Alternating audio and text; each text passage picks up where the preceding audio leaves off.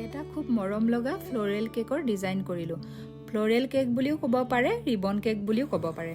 ফ্ৰিজৰ পৰা এঘণ্টামান আগতে উলিয়াই থোৱা ক্ৰীমখিনি প্ৰথমে ল' স্পীডত ব্লেণ্ড কৰি লাহে লাহে স্পীড বঢ়াই প্ৰায় 6-7 মিনিটত ব্লেণ্ড কৰি হৈ গ'ল। পাৰফেক্ট ব্লেণ্ড হ'লে এইটো টেক্সচাৰ আহিব। এইটো বাটাৰস্কচ ফ্লেভাৰ কেক আছিল। লেয়াৰিঙত বাটাৰস্কচ চচৰ ফিলিং দিছোঁ। চচখিনি মই নিজে বনাই লোৱা। প্ৰতিটো লেয়াৰিং কৰোঁতে খুব ভালদৰে ক্ৰাম কোট কৰি গৈছোঁ, যাতে কেকটো কভাৰ কৰোঁতে ক্ৰাম্পছবোৰে আমনি নকৰে।